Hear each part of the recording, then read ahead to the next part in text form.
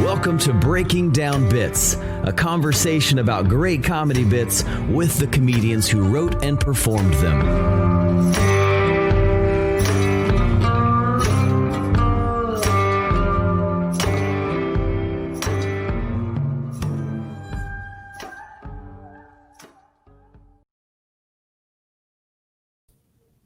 Hey, welcome back to Breaking Down Bits. I'm Brian Gendron. I'm Drew Jordan, and man, the season 2 is rocking along. We've had some pretty great conversations with a lot of great comics that I'm kind of pumped that they even said yes to coming on this podcast, which is very true about our guest today. But before we get there, let's get back into our callbacks from last episode with Tom Takar. What you got, Brian? Yeah, so Tom was great, sharing a lot of information about the industry. Usually I get on the industry stuff. You usually get into writing. And he talked about his home club in Indiana that came up. And that was where he was able to get in front of and make relationships with touring comics eventually that took him on the road. I think he specifically mentioned Nikki Glazer. So it's important that you get to those clubs once you're ready. Of course, once your material's ready, find a way to get on those stages and make those relationships. What you got, Drew? Yeah, the thing that definitely I was loving his writing style. It's something that I am doing more and more. I think as a new comic, something that I thought I was supposed to do was sit down in front of a pad with a pen and like write the jokes out. And as I'm kind of maturing and growing and kind of like figuring out what works best for me, his thing was one of the specific things he mentioned was when he's driving. He'll drive to it like maybe he's got a gig like 2 or 3 hours away, and he would just use that time. He wouldn't listen to podcasts. He wouldn't do anything else. He would just like talk through things, kind of write out loud as he's talking to himself. And I found that is making me a better writer. I like the bits that I write like that. And so that's something I'm trying to really apply to myself. And I love that he brought that up, and I'm finding success there. It's something he does. So I'm excited to dig into that a little deeper in my own writing. Yeah, and he said it right, just like you talk. That allows you to talk out ideas instead of sometimes you write something down and you try it on stage without saying it out loud. That's just absurd, and that's a setup for failure. So don't make that mistake. So check out that episode with Tom Takar, and all of our episodes. The conduit to everything is Breaking Down Bits, breakingdownbits.com. One other call out, Drew. We've got our online open mic. I think I told you right before the show. I had a corporate show today, and actually used something from one of the comics two things that I got from that open mic. So it's helping my comedy. We accept 7 spots. We are going to do it this week, and we try to do it most weeks on Tuesday evenings at 10 p.m. Eastern. So sign up on our website or on our email, breakingdownbits@gmail.com. Yeah, that's such a fun time, such a cool time because it's just kind of intimate. Only a handful of comics. People get some really great feedback, and we always have fun with that. So if you want to get in, shoot us an email. You're not gonna have a bad time. You're gonna get some tags. You're gonna meet some great comics. And though what I'm so surprised about, Brian, is that these are not all newbies. These are some guys who have been doing it a while, and their feedback is excellent, and it's been such a fun time. Yeah, great way to network with comics across the country. So please send us an email, and we'll try to get you up on one of those mics. All right, Drew, you ready to bring in our guest? Yeah, I kind of can't believe that he said yes, but we are so excited to introduce today's guest, Mr. John Caparulo.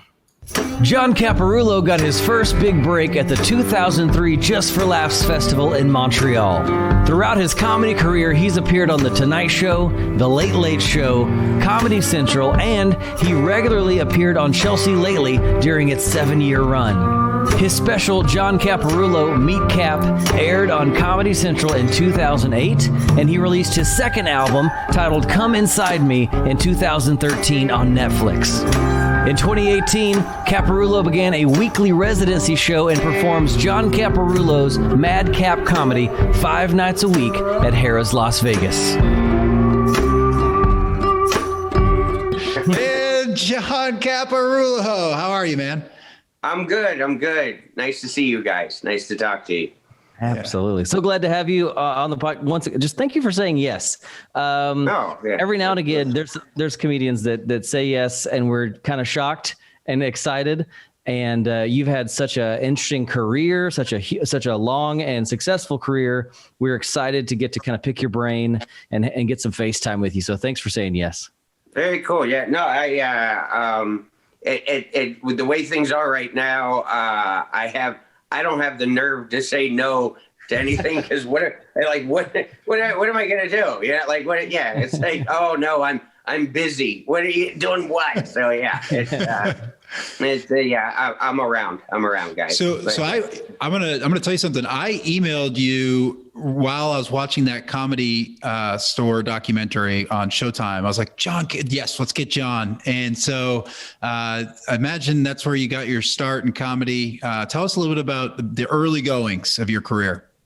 I started doing comedy when I was finishing up college at Kent State, so around Cleveland and Pittsburgh. And, I wasn't even really 2 years in yet before I moved to Los Angeles, which, I know for a lot of people, they like to they said they wanted to hone their craft more before they made the big move. And I can understand doing that. But for me, it was like, it was easier to go try to grow and become a decent comic where nobody knew me, because I wanted to suck in private. So it was a lot. It just felt a lot more liberating, because I never wanted to worry about somebody I know or my family or something like that showing up at a show when I just didn't have the confidence to I still don't really. I mean, but it's but.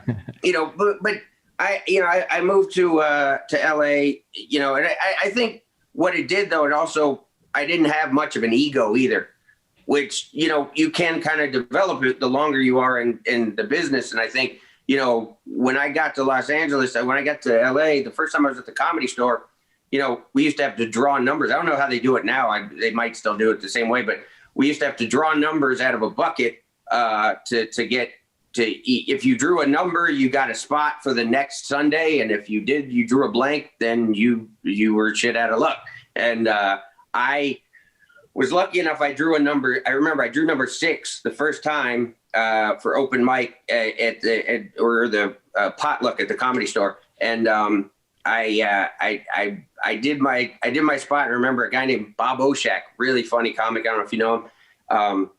He was the host. And I remember I got off stage, and he's like, hey man, if you want, I can recommend you for a showcase for the owner, so you don't have to do this shit anymore. And I remember thinking, I obviously I was like, that's awesome, thank you. But at the time I was like, what? I think this shit's great, because I mean, it's because for me it was like I was coming from Cleveland and Pittsburgh, where it was like there was literally like one open mic a week in Pittsburgh that I could go to, and there was nothing else at the time. So it was great. So I ended up being a doorman at the Comedy Store and working my way up from there, and cut grass during the day. And it was life sucked, but in a way that made me a good comedian. I guess it helped me a lot. Yeah. So you got Just for Laughs in 2003. Is that right? Mm-hmm. Yeah. So what in the world happened between I'm the door guy and I cut grass and I got Just for Laughs? Like, what was the transition that got you to there? Really it was, I guess I worked the door until 2001, and then I was just cutting grass and doing comedy. And, but it was like, I was just going through all the, struggling still. I couldn't get any spots really at the comedy store. I was still waiting for fallout spots. Actually, like when I worked the door, I at least got paid to wait. But I mean, it was, it was just, I guess, going through that struggle, and plus, cutting grass, I ended up, making a bit out of, the horrible job that I had cutting grass at a golf course at the time. And it ended up, it was sort of like, everything that was going on was sort of, motivation, because, you want to make it so badly, but you want to, I just want to be a good comic. That's really what I wanted to do. And I just, I kept grinding away at it. And I finally got to, I got to the point where, I started getting like, showcases. I had management, sort of. And I got showcases for Montreal. And I remember when I showcased for Montreal, I remember like the final round showcase. I remember it was June of that year in 03. I went up on stage and I crushed it. Like, it was one of those sets like where you're like, man, I feel sorry for whoever has to go after me, because it was just one of them just you just put the hammer down. And I walk off stage and I'm like, oh, I'm in. And so a few weeks later, everybody's waiting on the call to get new faces and everything. And I had a couple friends call me and say, hey, I got in. And I'm like, oh, good. Yay. And I'm like, my phone hasn't rang. And I found out they're like, well, and everything's really politicky with that stuff. And they're like, well, it's your first year showcasing. So, we're going to wait. And, and in that time, I had done my first TV spot. I did the Craig Kilborn show at the time. And, just everything was starting to, come together for me as far as like, at least moving away from cutting grass. And then, what happened was like, I got left off the new faces roster, and then somebody at my management company, which was Brillston Gray at the time, they put in a call and they're like, hey, you didn't take anybody from us or whatever. So can you should put our guy in. And they added me as the 21st new face. Actually, it was, I was like, well, trust me, whoever did me that favor, I still don't know who was, but I was like, I'm going to make the most out of that. And they're all like, yeah, whatever. And yeah, I went up there and all those years of going and working the door and taking that beating, that's where you start to realize how valuable that experience was. Because man, because I remember I was in they do early show and a late show in New Faces, and I did the early show, and I remember, it was still daylight outside. It's July. And everybody's like, I was like 9th out of 11, I think, in the in the lineup. And I remember all the comics are coming backstage like, man, this crowd's, they're so stiff, and they're so, this sucks, man. It's too early for the show, blah, blah, blah. And I'm thinking, I'm used to going on to the Comedy Store with 6 people, and 3 of them will probably leave in the middle of it, and you go through that grind. And so when you're like, what, there's 100 people here. Really? You can't, it's like, there's no way I can, even if none of them speak English, I feel like I can make them laugh. And I was like, yeah, it just really, you don't like it while you're struggling, but man, that struggle, it sure does help. It sure does pay off when you get your chance, to really cash in on it. And that's what happened, man. I was really, I was ready. I was really ready for that situation. So we're gonna dive deeper into performance and stuff and writing and everything that got you there to be ready for that set. But one thing I want to stop and talk about, because we haven't talked about this yet with anybody on the show, is you talked about going from doorman to cutting grass to showcasing and cutting grass, and then you said management. Okay, so that's something that when do you think is the right time? How did you find your manager? Dive into that a little bit for some of the comics listening. I think that's important. Well, for me, it was, it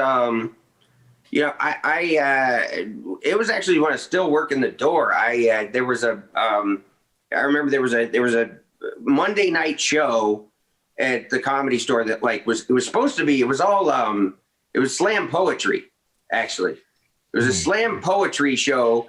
And the woman who ran the show, though, she was also a comic, and she was a friend of mine, and she liked my comedy, and she used to put me up in the middle of the slam poetry show to do stand up. And I would go up and I usually have a pretty good set. And one of those nights, I remember I had a really good set, and I come off stage, go back to work in the back door at the Comedy Store. I changed shirts. I always would change shirts. I didn't want, I was really, like I was like Clark Kent or something. Like it really did make a difference in my mind that I didn't want to go on stage wearing my uniform, my all black. Like I had to put a shirt over it as if anybody was going to be fooled and be like, oh, that's not the doorman. But it was the doorman. But I went on, I had a great set, and there was a guy there who worked, he was actually a junior manager who worked under a senior manager at Brillstein Gray. And he came along and, we sort of, he started to talk to me. And at the same time, a couple other management companies approached me. I remember there were like 3 different ones that, I guess, yeah, in LA, they just sort of, they're around, and it's usually the lower level guys who are around. So, I remember they were all kind of, and that's the thing is that when you're young like that, you don't really know what would make a good manager though. Like, right. I don't know if I did. It took me probably another 10 years to really realize that. And so, you don't really know what you're looking for. I knew that Brillstein Gray was a pretty reputable company, and I knew that they did a lot, but I didn't know what that would mean for me. And the only thing my decision really came down to, it ended up being between the guy at Brillstein Gray and then one other guy. And the other guy, he was at a really good company too. I forget what, I think it was, I forget what, but anyway, the other guy was also, they were both like sort of neck and neck as far as, well, do I go with that manager or that manager? And then I remember this guy over here, I remember he booked me at a show at an improv in Orange County. And I remember we were talking before the show, and he said he was from Chicago, and I was a big Chicago Bulls fan. When Jordan was playing, then I like everybody was, I guess. But and I remember we started talking about that. He's like, "Oh, I'm from Chicago." I'm like, "Yeah, I love the Bulls. I was such a big fan while Jordan was there." And he's like, "Yeah, I always thought Pippen was better than Jordan." And I was like, well, I guess you're not going to be in with my career, because I was like, that's the dumbest thing I've ever heard in my life. So I literally, I mean, it sounds like a joke. I made the decision based on that. You're suspect. It's not a bad, I mean, even so, you as a kid, that's not a bad way to make your decision, because you would have been Pippen and not Jordan in your career if you'd listened to this guy. But exactly. But you said something interesting again too. 10 years later, you said you kind of knew more of what you would have been looking for. So a comic in that decision point, a lot of them are younger, right? What advice could you give them? Well, I guess early on, I mean, I think it's a situation where you're trying to feel legitimized. You're trying to like get to, a place where, you don't feel like it's just a hobby anymore. You want to feel like you're a professional, and a professional would have a manager. So I think, as long as you don't make any commitments, really, you're okay. Because I never really ever signed a contract with a management company, but I think that the best way to go about it is to I think where I made a mistake is I signed on with a junior manager, and I didn't realize how hamstrung that would make somebody. But I think you look at number one, you would look at their client list, see who else they have. But I think if somebody is, the thing that I wish I had done was I wish I had found a manager who like was the head guy, the guy who runs the company, versus the guys who just work for the guy who runs the company, or work for the guys who work for the guys who run the company. And so it's like, I think like somebody who is accomplished, number one, and is, it would help also if they had a client list that sort of like, was similar or was sort of like in the same comedy, like sort of like the range, like style, genre, like, so they sort of understood, because you really need somebody who doesn't just think that, other people think you're funny, so, you must be worth representing. You want a manager who really is genuinely a fan. So I think you should really like look for things like where you really understand, like, where you're like, oh, this guy really does understand, or woman really understands what I'm doing, versus like, other people like you, so I'm going to represent you. It's more like they really get it and they get why, they should represent you over somebody else, and as long as they don't think Pippen's better than Jordan, I think is a good rule of thumb. That should be your first question for your manager always. Absolutely. Who is better, Jordan or Pippen? One thing we always, and I love to just, it's kind of an open-ended question. Take it wherever you want. But in general, let's dive into this. How does John Caparulo write comedy? Poorly. Not true. Not true at all. I mean, the thing is, I went through probably at least the first 5 or 6 years of my career thinking, I remember this was back before, smartphones and stuff. So you buy the yellow notepad, and you'd be like, all right, I'm gonna write some bits today. And, I gotta figure out how to write, because that's what, you just feel like, well, that's your job. That's, you should, write. 'Cause that's what I've always hated too, is like, I hate not having anything new to talk about. I hate when I feel like I'm hacking my own bits if I'm just doing them too much, it just, and you want to feel like you're always growing and writing. And, so the thing I had to realize about myself was that, I can't sit and just write, jokes. It's not funny. So usually something would come up in conversation or something like that, with somebody else. And, I would be like, oh, maybe that's funny. That might be a good bit. And I realized that, like, if I could find one good punchline, like that I was confident enough that I know I could get a laugh with one good punchline, then I would be confident enough to start going to do that bit.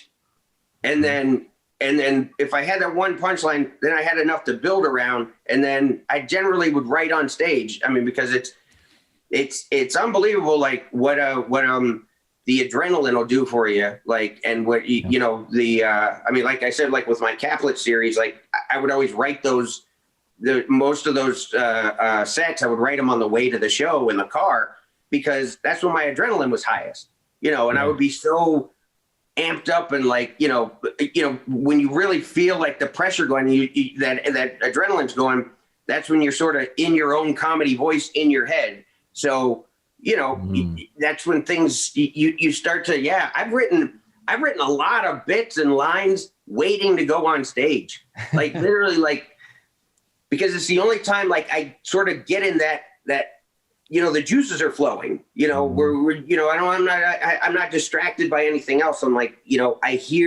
I'm ready to go. There's an audience in front of me. I'm like, and so how I write is like, it's really unprofessional. I think the way I do my comedy, because, I really should be more of an adult, more of a, but comedy's not that, it's supposed to be fun. It's supposed to be, so to get in that mode, you kind of got to be, it's got to be silly, and it's got to be sort of, exciting and spontaneous. So for me, it's like, I would find a topic, and then I would, if I had one good punchline, I'd go on stage with it, and then I could build around it.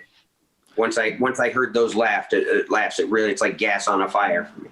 It seems so. You mentioned in the beginning, 5 to 6 years, you were still kind of writing and doing all that stuff. You've got enough experience as a comic to be able to afford to do this. So I wouldn't call it unprofessional or anything. I would call it experienced.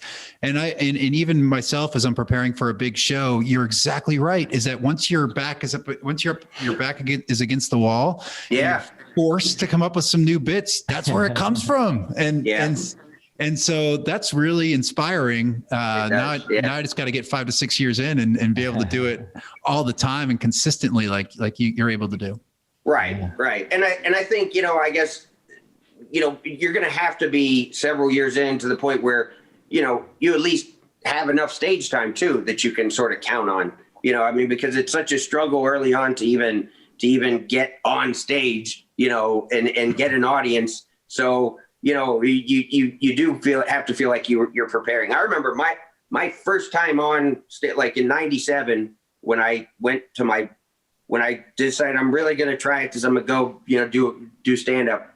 I remember I had to call the place. It was in Cuyahoga Falls. It's still there. It's under a different name now, but anyway, before, like, I had to schedule the 3-minute open mic spot.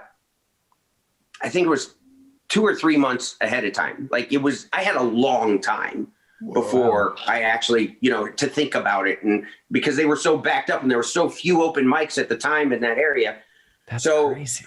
I had a long time. And I remember the day of, it was June 2nd of 97. I had to go home early from work because I hadn't written a set yet. Cause I'm like, I don't, because I just could, every night I would be like, all right, tonight I'm gonna write it tonight. And I wouldn't do it, because there was no pressure. It wasn't coming that day. And it was like, and somehow, I put myself through all the stress and anxiety, and that anxiety produced a 3-minute set of fairly decent comedy that and after that time and after every time for the next several years, it was like, all right, I'm not going to do that to myself again. I'm going to be really prepared next time I go on stage. And I wasn't, and it never really changed. So, yeah, that's funny. One of the questions that we typically ask is, what do you do to prepare for a set? Clearly, what you do is you write your set. Like, once you have something booked, that's when you start the writing process. Pretty much, yeah. Maybe we should jump past that question and go, what do you do? Let's say just the moments before you get on stage. You wrote your set in the car on the way over. What do you do? 1 minute, 5 minutes before you step on stage. Well, for me, it's like, I'm trying to find basically a bullpen or, an on deck circle, someplace like that I can really, sort of get in my zone. And, I like to pace, a lot because there's just so much energy. I mean, I used to be, I guess before I went on stage, when I was younger, it was, fear that, oh God, this is going to suck so bad. And these people are going to hate me. Now, then, and I think maybe it's like that now because of the COVID thing, and I don't go on stage as much. But but as it evolved into more of a sort of a caged animal thing, where it's like, all right, I'm going to get out there, just all right, let's go. So you just sort of, I need my own place to be in my own head, especially before I did Caplets because those were always new material, but. I thought about this later on too, like, when I was coming up at the Comedy Store and stuff like that, like, it was always hard for me, like, because I'd be getting ready to go on, and there's always a bunch of comics around. Yeah. Somebody come over and want to talk to me or something like that. And it's like, I'm a really nice guy after I get off stage. Like, after my set's over, I'm in a good mood. But before it happens, I'm a real dick before I go on stage. Like, I'm so riddled with anxiety and just all kinds of so I need my own bubble preferably before I walk up there because and I want to feel invisible. That's the weird thing, I guess, about, I hate to ramble on this, but as you become more known, like by the audience and stuff, like once they come to see you, it's really awkward, like to walk in the back of the room and to wait to go on because somebody might see you and they go, hey, Cap. And it's like, you don't want to feel like any of it. Like, you just want to feel invisible before you walk up there, So it's like, it's really, so it's a real anxiety filled experience where it's just like, I just don't want to deal with anybody or anything. I just want to be in my own head before I go on and get ready. Yeah. Yeah, that makes perfect sense. I think as a newer comic, we always have that anonymity with the crowd. We, the only other people that know us are the other comics. So I can walk around and do whatever I want, and no one's gonna talk to me. No one's gonna bug me. Yeah, like if somebody walks by you and goes, "Hey, do you know where the restroom is?" or something like that, they don't realize that you're going to be on stage in a minute, and they're like, "Hey, that was a guy I asked to go where the bathroom is," like because at that time you're just a face in the crowd until Yeah, and it does, and for the most part, it's like I haven't become anywhere near famous enough that doesn't still happen. But I mean, it just becomes, it becomes less, where it's like, you feel like you're more exposed, I guess, before you set. Yeah. Well, it could totally throw you off if you're trying to get in some headspace and people want to come up and talk to you and chop it up with you. And they're not other comics. You can say, "Hey, get out of my face, bro. I'm about to go up." Like you can totally tell other comics to leave you alone. It's hard to tell.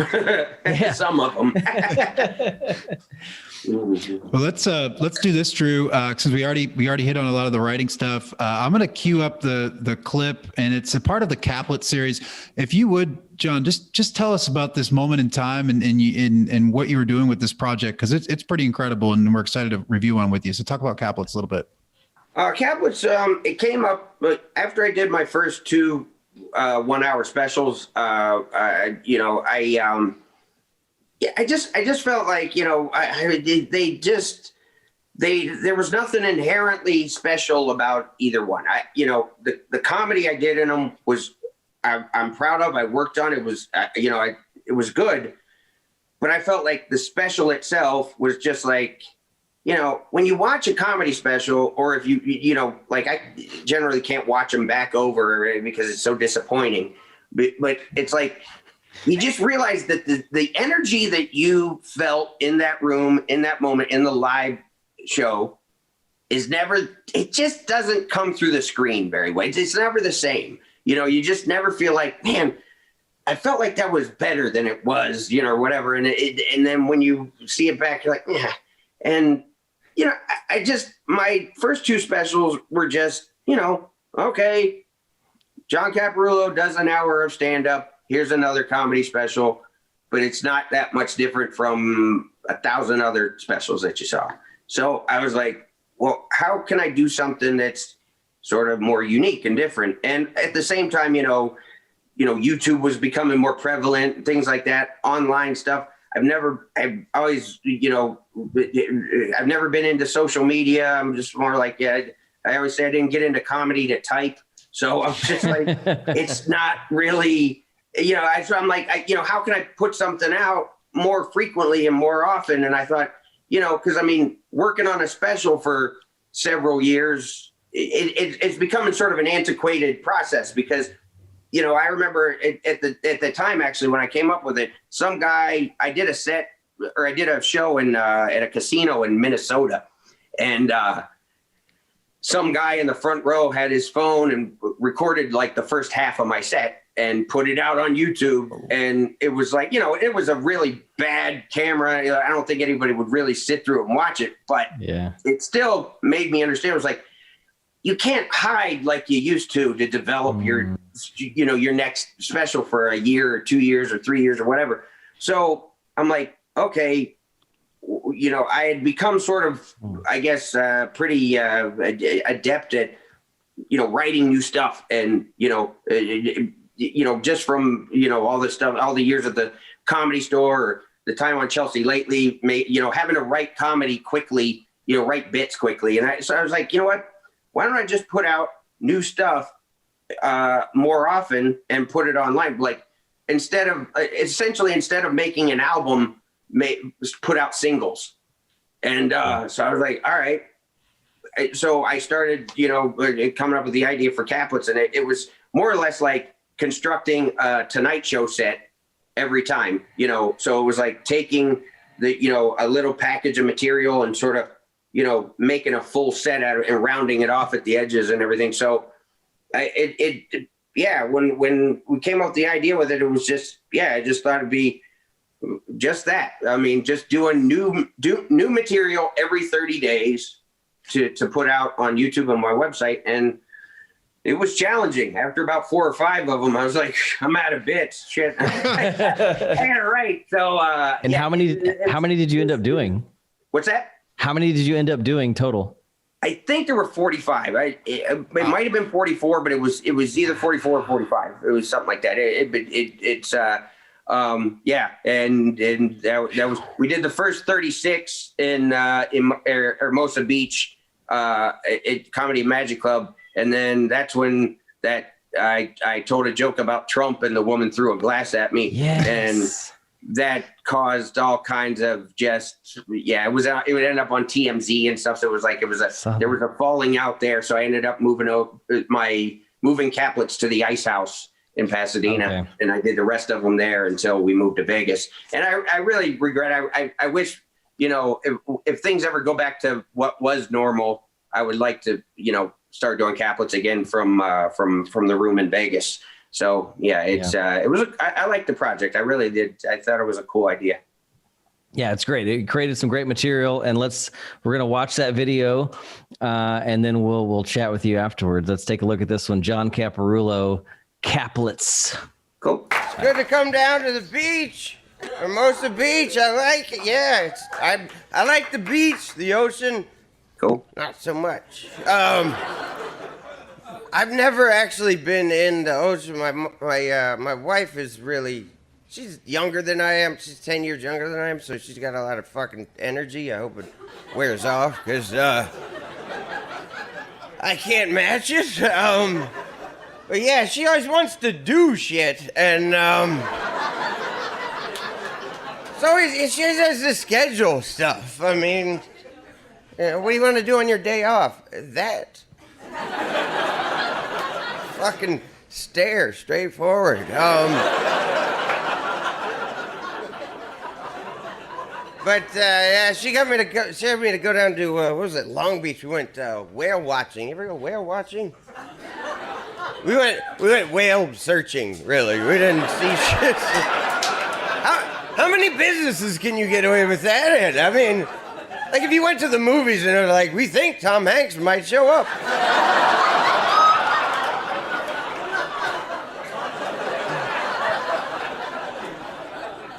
I wanted to tell everybody else on the boat, you ain't gonna see shit, because I'm here.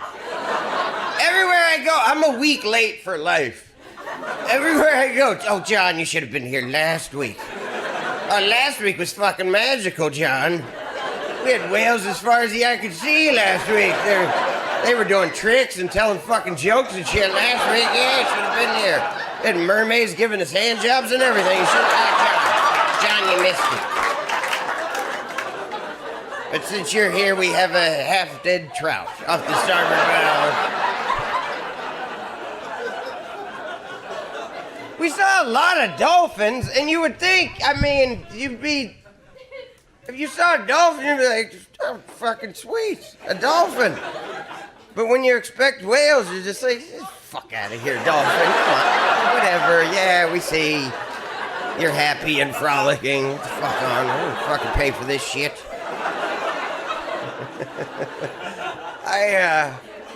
My wife, she gets me to go out on some adventures. She got me to go horseback riding. That hurts. I like animals. I never rode one.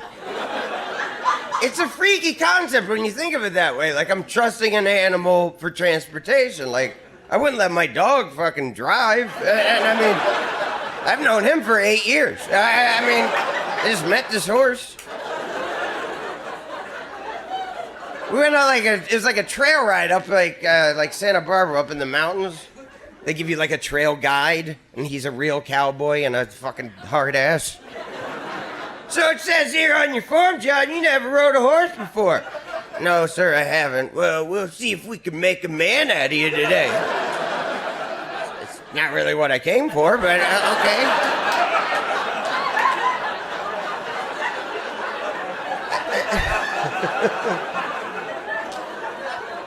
And I mean, my wife had ridden a horse before, so the two of them, they just fucking hop on their horses like we're all on fucking Bonanza or some shit. Like, I'm standing on the ground like a dope.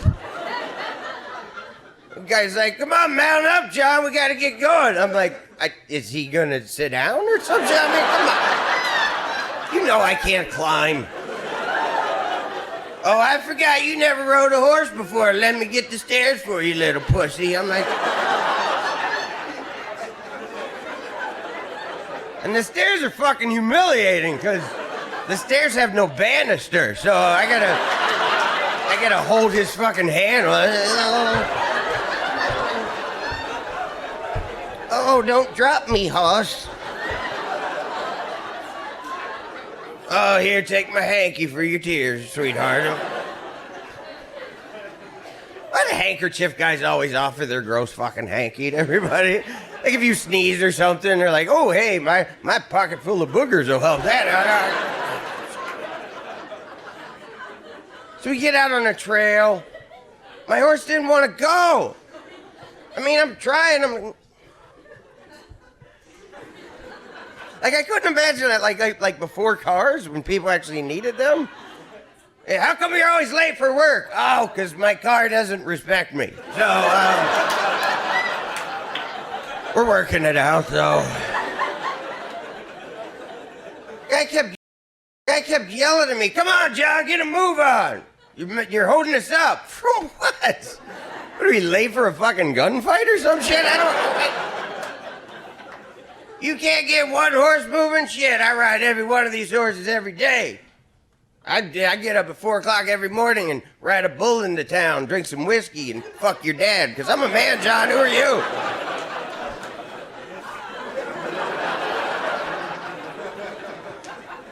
Broke a branch off a tree. He's like, if he don't want to go, you just hit him with this stick. I'm like, oh, thank you, sir. I will do no such fucking thing, but I appreciate the suggestion.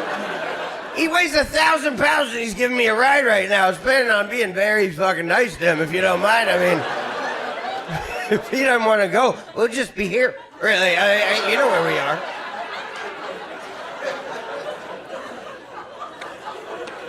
My horse kept eating grass, which I don't care. Nobody's betting on us. I mean... Don't let him graze. Your horse is not allowed to eat while we're out here. Why? I'm eating. He might as well eat. I'm getting crumbs all over his fucking back right now. I feel bad for my horse. I do. I feel bad for my horse. I feel like when we walked up, my horse said to her horse, like, watch, I bet I get him. You know I'm going to get him. I always get the fucking tubby guy, and you know I always get the tubby guy. I'm a tubby guy horse. That's my life. We're getting back to, like, the end of the trail. We're getting back into, like, where the stable is. You know, he starts his whole spiel. You guys be sure to come back and see us sometime. I'm like, all right. That's never going to fucking happen, but, I'm just smiling and waving because I still need him to get the fucking stairs for me, so...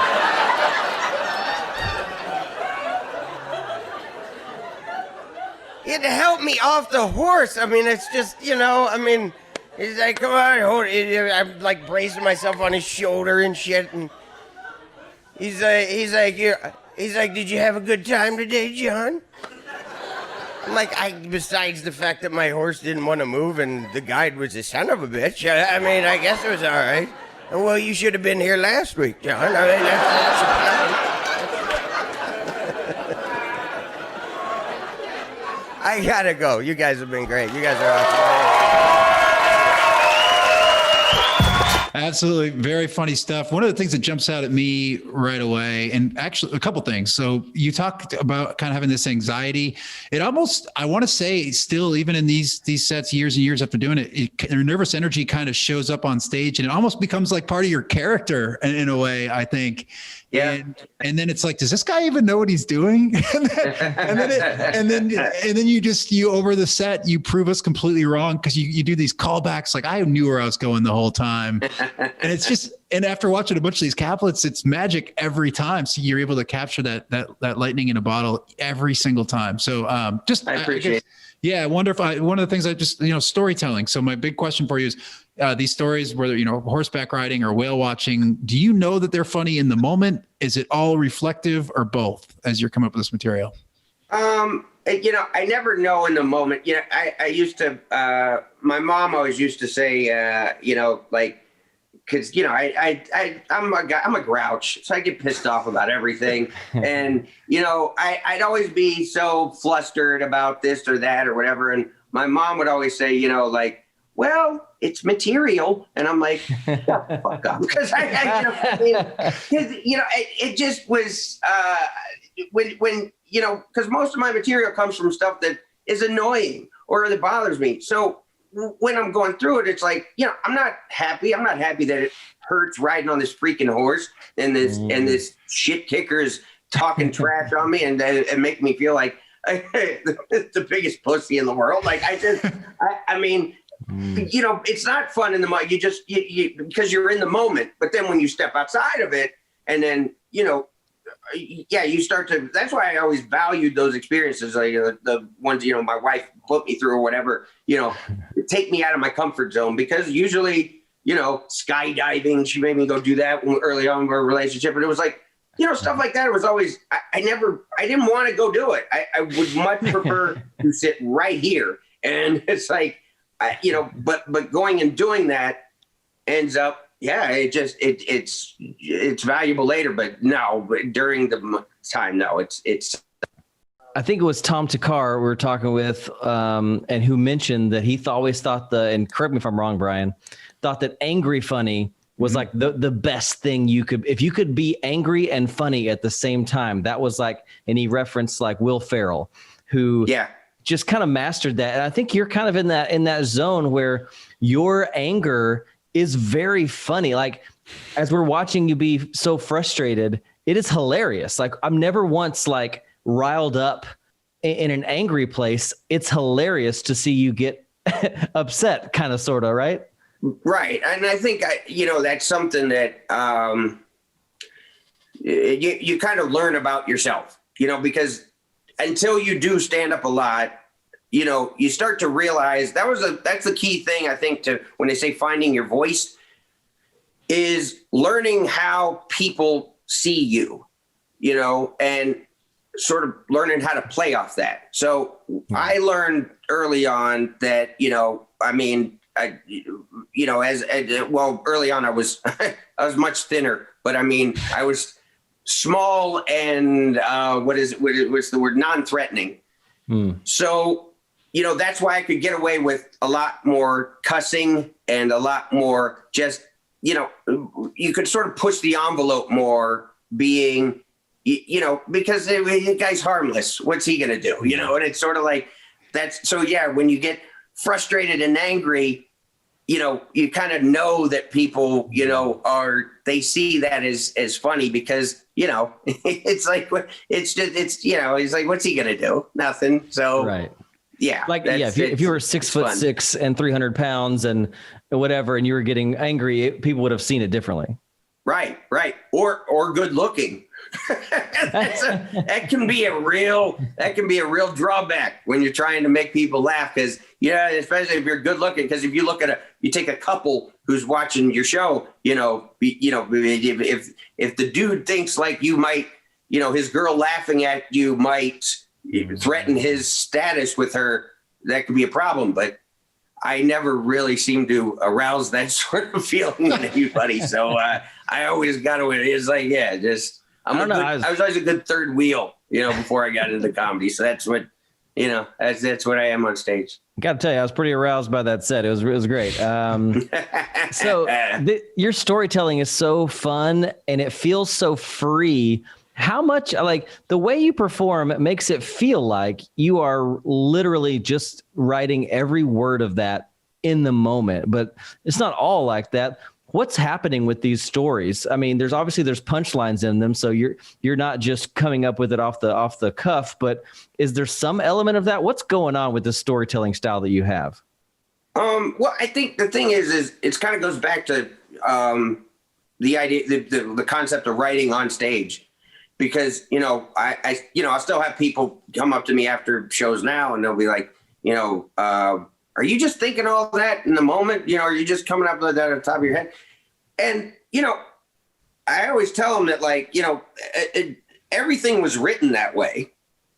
So it was like, when I write it, when I do it the first time, it generally is spontaneous. It generally is something that, I think of, like, I'll take like sort of like I have sort of a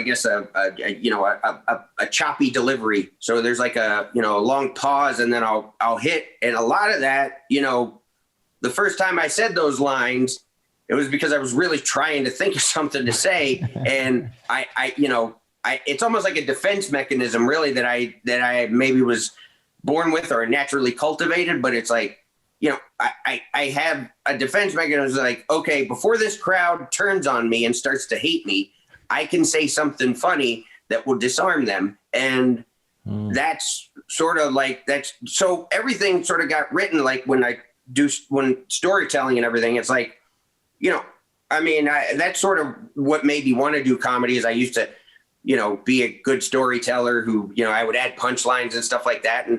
But the delivery sounds as spontaneous because that's how it was written. I wrote it that way. So if I didn't just come up with it today, I'm trying to deliver it in the same way that when I just came up with it. So.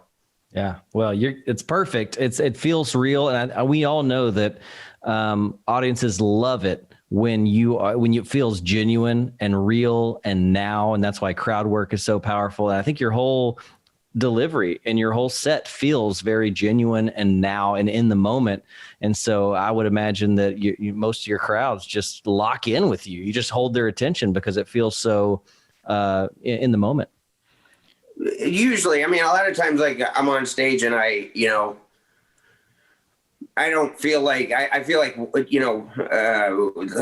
I can't understand why they would pay attention to me. Like this is, I'm like, really? Like, you guys really care? I mean, because because you're with yourself enough that, it's not really that, it's not that entertaining to you. And that's why writing new stuff is always so essential, because so it keeps you really interested and enthusiastic. But yeah, it's it's something that I guess, I guess I learned a long time ago what makes me funny and what people see when they look at me. So, and learning how to play that like an instrument is sort of like, that's sort of the quest that we're all on. Yeah. And that, like you identified earlier, that's the finding your voice. I talked to a lot of experienced comics, be like, you need to find your voice. I'm like, don't stop saying that. What does that mean? But it's almost the unwritten thing. It's you just, when you've established that, and that's a good point. And a lot of it is what you just said, that what you look like to audiences when you arrive on stage. One thing I want to ask you about, specific to that. So two things, actually. You leave the mic in the stand, right? And so you hear, so that, and almost everything I've seen, that's your, and maybe that is always your thing. And then also you wear shirts of like pop culture references. And I started doing that like as a dad, I'm a dad, and I'd wear like Simpson shirts, just like you got those. I would wear like Breaking Bad stuff, whatever it is. But people advise against it because they can say it's distracting. I disagree with that, but I stopped doing it too. So, okay, let's see. Well, as far as the clothing thing goes, I went through a good, probably 5-year stretch in which I wore literally nothing but Hanes white t-shirts, plain white. It was when I was thinner, because it's not flattering when you're fat. It just doesn't go well with fat. But when I went through a stretch because I started out my career wearing like football jerseys and sports stuff and everything. And, that can be a problem because, if you're wearing a team that somebody doesn't like or whatever, they're going to start, heckling over that shit or whatever. And what I realized was I wanted to make my wardrobe as like non-distracting as possible. I wanted somebody to look at me and not just, there it is. Okay. I'm not worried about what he's wearing. He said, and plus, I still wanted to feel very relaxed. So the t-shirt, jeans, hat look is, that's what made me feel the most relaxed. Like I was hanging out at my buddy's house or something. So that made a big difference. But, and then what was the first thing you said? The mic. I was asking about the mic stand, and I imagine you're so expressive with your hands. The mic stand actually came from, for about 2 years, I think, maybe longer. I hosted potluck at the Comedy Store. And, I would, people would go on three minutes at a time, and, you'd have 20 of sometimes just the most disastrous sex you've ever seen in your life. I mean, a lot of homeless people looking for a warm place to be. So they just, that's where they're at. So, in order to keep that show going, because the show starts at 7 and it's got to go till 2, and I don't have somebody take over for me until like 10:30. So essentially what I would do was between those sets, I just leave the mic on the stand, and it just made me feel freer, and just be like, all right, I don't have to worry about holding it where it is. And it just felt more casual. It becomes a problem when I move too far away from it and stuff, and people can't hear as well, which has always been a pain in the ass throughout my career. But it's like, that's where that came from, is hosting potluck and just having to improvise a few seconds of stuff and then bring somebody up. And yeah. We need to get you on that Britney Spears headset, Garth Brooks, Britney Spears headset thing, man. That's good. That could be solve all your problems. Right. Man. You know what? We talked about that for a minute. I didn't know if like somebody made like a wireless like boom mic that I could stick right here, and just have That'd it be awesome. like nobody could see it. Just, it'd be perfect. Because I remember I did a tour actually with a guy named Tommy Tiernan from Ireland. We did the Just for Laughs tour in Canada, and he had the Bobby Brown headset, Wow. and he did his whole set. And for me, it would go against the rest of the wardrobe, and sort of the idea of feeling relaxed is like, if I feel like an air traffic controller, it's like, it's going to be a little awkward. So yeah, I never went with it, but I would love if I was able to stick something like right there, but then just but you still have to have the mic as a prop because it looks weird. Yeah. You need that. It's sort of a fence between you and the audience, to just kind of guard you too. It is sort of a security blanket in some ways. Makes me want to try it. It makes me want to be like, okay, how about the next set I do? I'm going to leave the mic in and see how that affects my delivery. Give it a shot. Like seriously, because it does free you up, to just, you're not worried about it. It's just there. Yeah. Be something to try if you haven't done it before, maybe. Well, let's do this. We're going to queue up our last segment, John. It's called Last Laugh. Play a quick graphic. Pop. All right. So the way this is going to work, John, is you have your tombstone. You need to be remembered by one joke. It could be yours or somebody that you respect in comedy. What would you have written on, what joke would be in your tombstone? 1 second. There's a cat outside this door who I can hear will it. not stop meowing. I don't know if you guys can hear, so I'm going to let her in. So she'll shut the fuck up. Yeah, that cat's got quite the meow on it. It was power meowing. Thank you. Hi, I'm back. That's what I want on my tombstone is, hold on, this cat won't shut the fuck up. Thinking about that,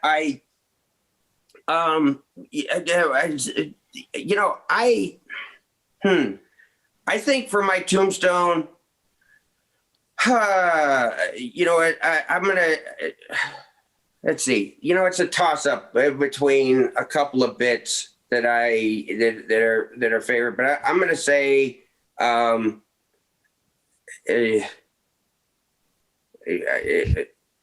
gonna say on my tombstone, no, Pepsi is not okay. That's good. I did the bit about is Pepsi okay and is Canadian money okay? No, because Pepsi sucks. Either that, but I don't think.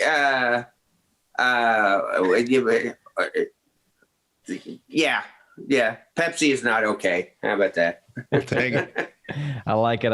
Hey, well, tell everyone what you have going on right now, how they can find you online, and what you have coming up in the future that they need to keep their eyes out for. Well, I obviously johncaparulo.com. If you could spell John Caparulo, you're good. But I since the whole pandemic thing has been going on, like I said, I've been trying to launch an animated project, cartoon comic, for a while. I can't draw, so that makes that a very slow process. But what I started doing a couple months into the whole thing, the shutdown, was I started recording new stand-up at home and giving it to an animator friend of mine, Seth Feinberg, who's in New York, and he puts it together with some sort of like cutaways and things like that. It's kind of fun to watch. Like it's, but they're called Cartoon Comic. Also, they're on my YouTube channel, my website. We have 4 episodes of that are out. So, we're trying to, I would love people to check those out, because I would love to I still want to make this, I want to make a series. I want to turn myself into a cartoon, so I don't have to look at my own fat face on TV anymore. But that, still waiting for my Vegas show to come back. I'm going, I'll be in Tampa in December, and what is it? What's and my comic book series, also Cartoon Comic. So yeah, just go to my website and you'll find out about all that stuff. So that's about it. JohnCaparulo.com. Well, hey, John, thank you so much for joining us today. Thank you, guys. A lot of great information shared for comics, and what an incredible career you've had, and excited that you keep it going. And that is by far the most creative thing I've heard done in the wake of a pandemic by a comic. So excited. Well, I appreciate that. That's cool. That's cool to hear, man. Yeah, keep working on that guys. project. I really appreciate it. This is a great idea. I love doing this. So, yeah, we can talk about some other bits sometime if you want. That'd be great. Let's do it. All right, John. And thank you all for listening. This has been Breaking Down Bits. Thank you. Thanks, guys. Thanks for listening to Breaking Down Bits. You can keep in touch or get more when you follow @Breaking Down Bits on social media, visit the website breakingdownbits.com, or shoot us an email at breakingdownbits@gmail.com.